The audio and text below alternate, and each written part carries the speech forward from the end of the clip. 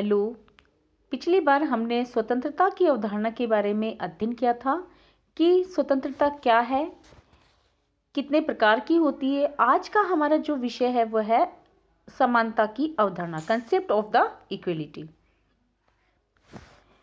The French revolutions were neither and nor stupid when they made their war cry liberty, equality and fraternity.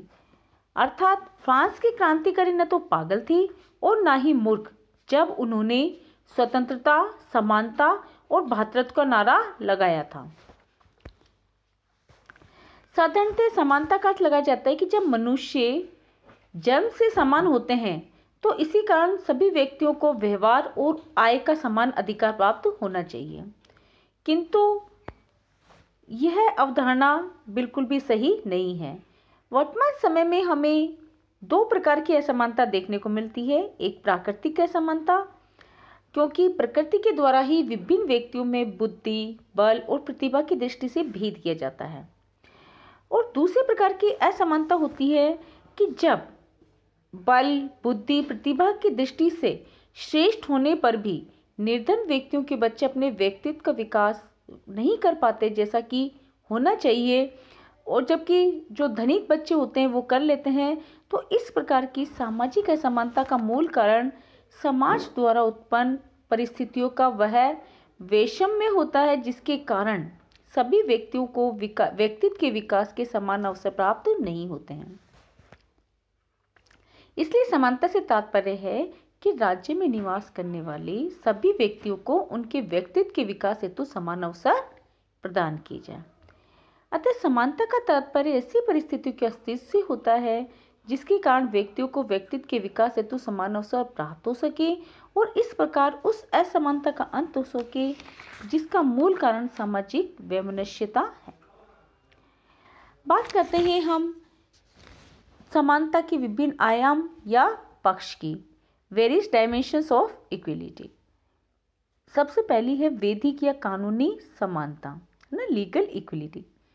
Legal equality का मतलब होता है, कानूनी समानता का तात्पर्य होता है कि राज्य के द्वारा अपने नागरिकों के साथ मनमाना व्यवहार नहीं किया जा सके और कानून की दृष्टि में सभी नागरिक समान हो और सभी नागरिकों को कानूनों का समान संरक्षण प्राप्त हो। यह विधि का शासन भी हम इसे कह सकते हैं। तो हम इसको इस प्रकार समझ सकते हैं कि कानून के समक्ष समानता, इक्वलिटी बिफोर लॉ, अर्थात समान परिस्थितियों में सभी व्यक्तियों के साथ कानून का व्यवहार समान होगा। डाइसी ने इसका विवेचन किया है और हम कह सकते हैं कि हमारे देश में चाहे वो प्रधानमंत्री हो या पुलिस का छोटा सा सिपाही हो या कर वसूल करने वाला कोई अधिकारी हो, यदि ये अवैधानिक कार्य करते हैं तो क्या होगा, उतने ही दोषी होंगे जितना कि सभी समान रूप से दोषी होंगे, किसी को कम या ज़्यादा दंड नहीं दिया जाएगा। Equality implies fundamentally a certain levelling process. Equality therefore means first of all absence of special privilege. Equality means in the second place that adequate opportunities are laid open to all। इसी प्रकार से कानून का सभी को समान संरक्षण प्राप्त है। यह कानूनी समानता का एक सकारात्मक पक्ष, जैसा कि हमने कानून के समक्ष समानता देखा था, यह जो समानता उसका नकारात्मक पक्ष है। क्यों है? क्योंकि यह इसका अर्थ है कि सभी नागरिकों को कानून का समान संरक्षण होगा। राज्य कानूनों के माध्यम से अपने नागरिकों को जो सुविधाएं प्रदान करेगा, जो स्वतंत्रता प्रदान करता है तथा शिक्षा, स्वास्थ्य और जीवन के अन्य क्षेत्रों में जो सुविधाएं प्रदान करता है, उनके संबंध में राज्य अपने नागरिकों से कोई भेदभाव नहीं करेगा। यह नहीं शब्द नकारात्मक पक्ष है, अर्थात सभी के साथ, जैसा हमने कानून के समक्ष समानता में देखा था कि सभी को समान अवसर प्राप्त होंगे। यहाँ पर हमने क्या किया कि कानून राज्य जो भी सुविधा देगा वह नागरिकों के साथ कोई भेदभाव नहीं करेगा। जैसा कि हमारे फंडामेंटल राइट्स के आर्टिकल 14 में कहा गया है कि भारत के राज्य क्षेत्र में राज्य किसी व्यक्ति को कानून के समक्ष समानता या कानून के समान संरक्षण से, equality before law and equal protection of law से वंचित नहीं करेगा। इसी प्रकार से करों के निर्धारण में भी समानता की बात कही गई है कि इस बात का ध्यान रखा जाएगा कि करों का बोझ सभी पर डाला जाए, किसी पर्टिकुलर व्यक्तियों पर नहीं डाला जाए। तो इस प्रकार से हम देखते हैं कि कानूनी समानता का तात्पर्य है equality before the law and equal protection of the law. Next बात हम करते हैं राजनीतिक समानता की, पॉलिटिकल इक्वलिटी की। पॉलिटिकल इक्वलिटी का तात्पर्य है कि जब राजनीतिक प्रक्रियाएं होती हैं, यदि उनसे कोई व्यक्ति प्रभावित होते हैं तो सभी को समान रूप से प्रभावित होना चाहिए, चाहे शासन व्यवस्था कोई भी हो। जैसे इसके अंतर्गत हम निम्न समानता ले सकते हैं। सबसे पहले है टू वोटिंग, मतदान का अधिकार।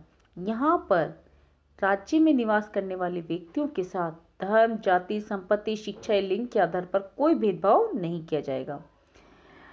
इसी प्रकार से चुनाव में उम्मीदवार बनने का अधिकार है। किसी भी व्यक्ति को यदि वह निर्धारित योग्यताएं पूरी करता है तो उसे चुनाव में उम्मीदवार बनने का अधिकार प्राप्त है। भारत में जन प्रतिनिधित्व अधिनियम 1951 में ऐसी योग्यताओं का निर्धारण किया गया है और यह राजनीतिक समानता के विरुद्ध नहीं है यदि किसी व्यक्ति को अयोग्यताओं से ग्रसित होने पर अयोग्य घोषित किया जाता है। इसी प्रकार से नागरिकों को अपनी शिकायतें अपने प्रार्थना पत्र के द्वारा सरकार तक पहुंचाने का भी अधिकार प्राप्त है। राज्य की नियुक्तियों तथा सम्मान प्राप्त करने का भी नागरिकों को अधिकार है। सभी व्यक्तियों को यदि वो निर्धारित योग्यताओं को पूरी करते हैं तो विशेष यानी कि समान रूप से उनको अधिकारी समझा जाएगा। केवल शिक्षा, सेवा या किसी विशेष योग्यता के आधार पर ही इस संबंध में भेदभाव किया जा सकता है, अर्थात उसे निर्धारित न्यूनतम योग्यता प्राप्त करनी चाहिए। लास्ट, विचारों की अभिव्यक्ति तथा दलीय संगठनों के निर्माण का अधिकार। सभी व्यक्तियों को समान रूप से प्राप्त है कि सभी व्यक्ति एक निर्धारित सीमा में अपने विचारों को अभिव्यक्त कर सके और अपने हितों से संबंधित संघ या संगठन बनाने का भी उन्हें अधिकार है। बात करते हैं हम सामाजिक समानता की। तो किसी भी व्यक्ति के साथ धर्म, जाति, वंश के आधार पर ना तो किसी को श्रेष्ठ समझा जाएगा और ना ही किसी को है ही समझा जाएगा। इसी प्रकार से स्त्रियों को और पुरुषों से कम अधिकार नहीं दिए जाएंगे। सामाजिक समानता की मांग है कि स्त्रियों को भी पुरुषों के समान सम्मानजनक स्थिति या व्यवहार प्राप्त हो। इसी प्रकार से सामाजिक समानता का अर्थ है कि जितनी भी सामाजिक यानी कि कहना चाहिए कि धर्म, जाति, वंश आधार पर या फिर व्यक्ति के बीच ऐसा अस्पृश्य व्यवहार नहीं किया जाना चाहिए। यह कानूनी रूप से क्या है, इलीगल है। नेक्स्ट हम बात करते हैं आर्थिक समानता की। आर्थिक समानता का तात्पर्य है कि जो भी व्यक्ति हैं उन्हें एक न्यूनतम जीवन स्तर प्राप्त करने और अपने जीविकोपार्जन के साधन प्राप्त होने चाहिए। लास्की के अनुसार जिस देश में संपत्ति तथा उत्पादन के साधन कुछ गिने चुने लोगों के हाथों में केंद्रित होते हैं, उस देश की राजनीति, संस्कृति, शिक्षण संस्थाओं तथा न्यायपालिका पर धन पूर्णतया हावी हो जाता है। अर्थात उत्पत्ति के संसाधनों का समान रूप से वितरण होना चाहिए। अगर हम अपने भारत की बात करें तो भारत में अधिकांशतः लगभग 70-80% जो नेशनल प्रॉपर्टी है वह ओनली 20% लोगों के हाथों में, और जो 20% प्रॉपर्टी है वो हम 80-90% लोग उसको यूज़ कर पाते हैं। तो इस प्रकार की आर्थिक असमानता नहीं होनी चाहिए और संपत्ति की दृष्टि से भी भारी विषमताएं नहीं होनी चाहिए।